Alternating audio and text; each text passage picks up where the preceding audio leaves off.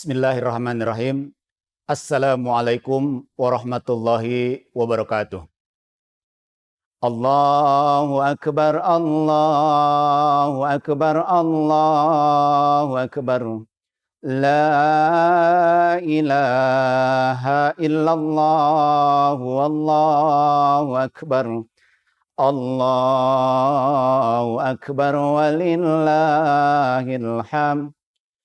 Allahu Akbar kabira walhamdulillahi katsira wa subhanallahi bukratan wa asila. La ilaha illallah wahdah sadaqa wa'dah wa nasara 'abdah wa hazzamal ahzaba wahdah. La ilaha illallah wallahu akbar. Allahu akbar walillahil hamd. Alhamdulillahilladzi harramas siyam ayyamal a'yadi diyafatan li ibadatis sholihin. Ashhadu an la ilaha illallah wahdahu la syarikalah. Alladzi ja'alal jannata lil muttaqin. Wa ashhadu anna sayyidana wa maulana Muhammadan abduhu wa rasuluh. Ad-da'i ila siratil mustaqim. Allahumma salli wa sallim wa barik ala sayyidina Muhammadin sallallahu alaihi wasallam wa ala alihi wa ashabihi wa man tabi'ahum bi ihsanin ila yaumiddin. Masyiral muslimin, pemirsa di Via TV yang dirahmati oleh Allah Subhanahu wa taala. Pada kesempatan yang penuh dengan kebahagiaan dan kesyukuran ini, dari hati kita yang paling dalam, kita merenung sambil bermunajat kepada Allah Subhanahu wa taala. Kita sekalian berharap semoga amal ibadah yang telah kita lakukan selama bulan Ramadan kemarin menjadi penggugur dosa-dosa kita. Mudah-mudahan tentu saja dengan amaliyah Ramadan yang telah kita lakukan, baca Quran, sholat tarawih, dan amaliyah yang lainnya yang telah kita optimalkan, mudah-mudahan Allah Subhanahu wa taala senantiasa menghapuskan sebesar apapun dosa kita dan sebesar apapun kesalahan-kesalahan kita. Masyiral muslimin wal muslimat rahimakumullah. Ketika tahun yang lalu kita masih bersama dengan orang-orang yang kita cintai, orang tua, istri, suami, saudara kita, ayah dan bunda kita, yang kita selalu cium tangannya, kita mintai restunya. Sekarang bisa jadi suasana lebaran yang penuh dengan kebahagiaan ini sudah tidak bersama kita lagi. Maka tentu kita memohon kepada Allah Subhanahu wa taala, semoga ayah bunda kita, orang tua kita, guru-guru kita, istri, suami, anak-anak kita, dan saudara-saudara kita yang telah dipanggil oleh Allah Subhanahu wa taala, diampuni dosa-dosanya oleh Allah Subhanahu wa taala. Ditempatkan pada tempat yang mulia di sisi Allah Subhanahu wa taala. Hadirin pemirsa di Via TV yang dirahmati oleh Allah Subhanahu wa taala. Allah Subhanahu wa taala tegas mengatakan di dalam Quran surat Al-Isra ayat 23. A'udzubillahi minasyaitonirrajim. Bismillahirrahmanirrahim. Wa qada rabbuka alla ta'budu illa iyyahu wa bil walidaini ihsana. Dan Allah telah memerintahkan supaya kamu jangan menyembah selain Allah Subhanahu wa taala, dan hendaklah kamu berbuat baik kepada kedua orang tua, wa bil walidaini ihsana. Yang sampai detik ini kita sekalian belum tentu bisa membalas kebaikan-kebaikan orang tua kita kepada kita sekalian. Hadirin yang saya hormati, di dalam Al-Isra tadi ada 3 terminologi, ada khair, ada ma'ruf, ada ihsan. Khair artinya kebaikan, ma'ruf artinya kebaikan, ihsan juga artinya kebaikan. Tetapi secara fungsi 3 kata ini sangat berbeda. Khair itu adalah kebaikan yang bersifat universal, ma'ruf kebaikan yang bersifat kondisional, dan ihsan adalah kebaikan yang mesti kita membalasnya lebih baik dibandingkan kebaikan-kebaikan yang telah kita terima kepada kita. Dan tentu untuk berbakti kepada orang tua kita, Allah tidak menyatakan wabil walina khairan atau wabil walidaini ma'rufan. Tetapi Allah Subhanahu wa taala menyebutkan wabil walidaini ihsana. Artinya apa? Sebagai anak, kita seyogyanya bisa membalas kebaikan-kebaikan kedua orang tua kita lebih baik lagi dibandingkan dengan perbuatan-perbuatan baik kita kepada orang tua kita. Hadirin, coba kita bayangkan. Minimal 4 tahun ibunda kita memandikan kita, memberikan kasih sayang kepada kita yang luar biasa. Tapi banyak pula di antara kita yang apabila ayah ibunda kita meninggal, misalnya saja minta dimandikan oleh kita, kadang-kadang kita tidak sanggup. Maka kita panggil tetangga kita, panggil saudara-saudara kita. Hadirin yang saya hormati. Lalu di mana letak bakti kita kepada orang tua kita? Nabi Nuh alaihissalam ketika melihat anaknya Kan'an mau tenggelam, beliau memohon kepada Allah Subhanahu wa taala, ya Allah, sesungguhnya Kan'an itu anak kami, selamatkan dia ya Allah, selamatkan dia ya Allah. Tapi apa yang Allah nyatakan? Innahu laisa min ahli, innahu laisa amalum min saleh. Bukan Nuh, meskipun dia lahir dari spermamu, dari darah dagingmu, karena dia tidak berbakti kepadamu dan ingkar kepadaku, dia bukan anakmu. Dia bukan keluargamu. Nauzubillah, summa naudzubillah. Maka tentu hadirin yang saya hormati, yang pertama kita salami nanti adalah ayah dan bunda kita.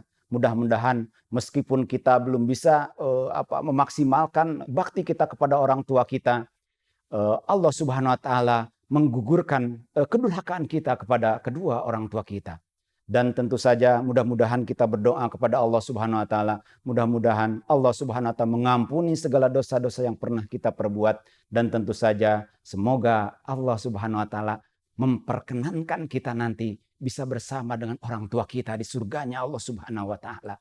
Amin ya rabbal alamin. Hadirin pemirsa di Via TV yang dirahmati oleh Allah Subhanahu wa taala. Lalu apa yang harus kita lakukan untuk kedua orang tua kita yang telah wafat? Quran surat At-Tur ayat 21 menyatakan, dan orang-orang yang beriman lalu keimanannya berhasil diwariskan kepada anak cucunya, sehingga anak dan cucunya itu kelak lebih soleh dan lebih solehah dibandingkan ayah dan bundanya, maka kelak di hari pembalasan Allah Subhanahu wa taala akan berkenan mengangkat ayah dan bunda kita seperti tingginya derajat kita anak-anaknya yang soleh dan solehah. Masyiral muslimin, pemirsa di Via TV yang dirahmati oleh Allah Subhanahu wa taala. Yang kedua adalah ibu-ibu muslimat yang dirahmati oleh Allah Subhanahu wa taala. Baginda yang mulia Rasulullah Muhammad sallallahu alaihi wasallam bersabda, ayyumam ra'atin matat wa zaujaha. Wanita mana saja, perempuan mana saja yang meninggal dunia, lantas suaminya ridho padanya karena suaminya merasa dilayani, merasa dia ditemani dengan setia, maka ia akan masuk surga. Hadis riwayat Imam At-Tirmidzi. Hadirin yang saya hormati, terutama ibu-ibu yang saya hormati. Suami ibu dikandung oleh ibundanya tercinta selama 9 bulan. Melahirkan, berjuang antara hidup dan mati, disekolahkan dari TK, SD, SMP, SMA sampai perguruan tinggi. Bahkan sampai punya pekerjaan dan mendapatkan gaji yang mencukupi. Tapi gajinya tidak diberikan kepada ibunda, tidak pula diberikan kepada ayahnya yang telah begitu luar biasa membanting tulang siang malam bekerja, tapi gajinya diberikan kepada ibu sebagai seorang istrinya. Maka kata baginda Rasulullah Muhammad SAW, seandainya aku boleh perintahkan seorang istri untuk sujud kepada orang lain, niscaya aku akan memerintahkan istri untuk sujud kepada suaminya. Hadis riwayat Imam At-Tirmidzi. Hadirin yang saya hormati, begitu juga kita sebagai seorang suami. Nabi kita berpesan kepada kita sekalian bahwa, hei sekalian suami, hati-hati dengan istrimu. Karena engkau menghalalkan istrimu itu dari ayahnya, dari ibundanya, amanah dari Allah Subhanahu wa taala. Jika engkau tidak mengajarkannya agama, tidak membimbingnya lebih dekat kepada Allah Subhanahu wa taala, yang paling berat adalah bukan karena kita berkhianat kepada mertua kita, tapi yang paling berat adalah karena kita telah berkhianat kepada Allah Subhanahu wa taala dan baginda yang mulia Rasulullah Muhammad sallallahu alaihi wasallam. Hadirin pemirsa di Via TV yang dirahmati oleh Allah Subhanahu wa taala. Jika kita para suami masih merasa sampai saat ini belum bisa menjadi seorang suami yang pantas untuk diteladani oleh istri dan anak-anak kita. Tentu tidak ada salahnya kalau kita terlebih dahulu memohon maaf kepada istri kita. Sebab pada pundak kita ada amanah yang Allah bebankan untuk mengurus menjadi teladan bagi anak dan istri kita. Kemudian hadirin yang saya hormati, terhadap orang-orang yang beriman lainnya yang ada di sekitar kita, baginda yang mulia Rasulullah Muhammad SAW berpesan, la yu'minu ahadukum hatta yuhibbu li akhihi li nafsih. Bahwa tidak dianggap beriman seseorang sampai dia mencintai saudaranya seperti mencintai saudaranya sendiri. Secara spesifik terkait hadis ini, Ibnu Hajar Al-Asqalani beliau menyatakan bahwa mencintai saudaranya adalah dalam hal kebaikan, bukan menyetujui semua tindakannya. Kebaikan yang mencakup perilaku ketaatan kita kepada Allah Subhanahu wa taala, baik urusan dunia maupun urusan akhirat. Kemudian baginda Rasulullah Muhammad SAW menegaskan khairun nas anfa'uhum linnas. Manusia yang paling baik adalah bukan manusia yang paling banyak hartanya, bukan yang paling populer namanya, bukan yang paling tinggi jabatan kedudukannya, tapi kali beliau yang paling banyak bermanfaat untuk orang lain. Hadirin pemirsa di Via TV yang dirahmati oleh Allah Subhanahu wa taala. Apakah kita sekalian selama ini sudah bisa seperti itu? Jika tentu tidak, mari kita manfaatkan momentum yang luar biasa ini untuk kita saling memaafkan di antara kita sekalian. Satu, kita sebagai anak kepada orang tua. Dua, sebagai istri kepada suami, sebagai suami kepada istri. Kita sebagai masyarakat sosial kepada tetangga atau saudara kita. Rasulullah SAW berpesan, hei sekalian umatku, tahukah kalian siapakah orang yang muflis itu? Muflis itu, hadirin yang saya hormati, adalah orang yang bangkrut, orang yang tumpur, dan orang yang paling rugi. Qalu, para sahabat menjawab, al-muflisu fina man la dirham wala mata.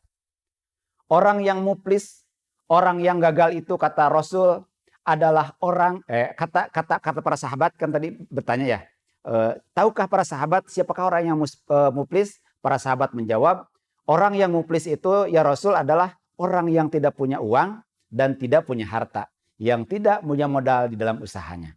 Kemudian baginda Rasul tidak menjelaskan jawaban-jawaban para sahabatnya seperti ini, dan beliau menjelaskan, innal muflisu min ummati ya'ti yaumil qiyamah.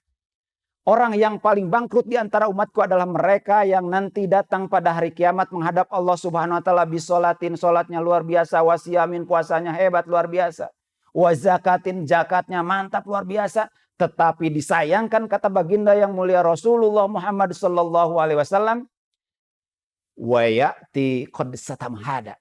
Ketika dia hidup di dunia, dia adalah orang yang suka mencaci maki orang. Wa qad fahada, dia suka mencarut marut orang lain. Wa akala malahada, dia suka menyebarkan berita hoax. Dia suka menyebarkan fitnah kepada orang lain. Wa borobahada, bahkan dia mendolimi orang lain, membunuh orang yang tidak berdosa, menyakiti fisik orang yang tidak berdosa. Nanti ketika di akhirat, orang seperti ini akan dipertemukan lagi dengan dirinya. Kemudian adalah fayu'ta hada min hasanatihi wa hada min hasanatihi. Pahala orang tadi yang puasanya bagus, zakatnya bagus dan sebagainya, yang sangat banyak itu akan dipindahkan satu persatu kepada orang-orang yang pernah dia zolimi di dunia sebagai kesalahan selama di dunia. Fa in futiyat hasanatuhu qabla ayyuqda ma alaih. Ternyata setelah habis semua pahala dan amal baiknya, amal sholatnya, amal zakatnya, amal puasanya, amal hajinya, dan ternyata orang yang komplain masih banyak di luar mengantri, yang belum bisa dia selesaikan di dunia, sehingga apa?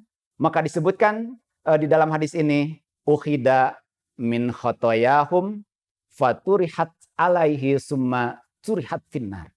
Dosa-dosa orang yang ia dolimi dipindahkan kepadanya, dan akhirnya dia harus dilemparkan ke jurang api neraka. Itulah yang dikatakan baginda Rasulullah Muhammad SAW sebagai orang yang muflis, orang yang bangkrut, orang yang tumpur, dan orang yang paling rugi.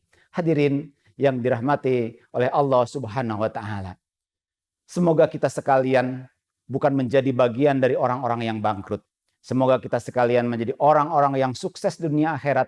Kita menjadi pribadi yang paripurna, yang senantiasa menebar pintu maaf dan kepedulian kepada sesama di dalam meraih keberkahan ini. Semoga kita sekalian menjadi orang yang senantiasa kembali ke fitrah, kembali kepada kesucian, dan senantiasa kita sekalian Allah jadikan orang-orang yang pandai bersyukur atas nikmat yang Allah berikan kepada kita. Semoga Allah Subhanahu wa taala menjadikan puasa kita yang kita tunaikan di Ramadan kemarin menjadi puasa yang mengantarkan kita sekalian kepada puncak keimanan, kepada puncak ketakwaan, dan puasa yang menjadi momentum perubahan pada diri kita, perubahan yang terus-menerus ke arah yang lebih baik, dan lebih baik lagi. Amin. Ya Rabbal Alamin. Aqulu qouli hadza wastaghfir innahu wal ghafurur rahim. Mohon maaf atas segala kekurangan. Sesungguhnya Allah Subhanahu wa taala Maha Pengampun lagi Maha Penyayang. Wassalamualaikum warahmatullahi wabarakatuh.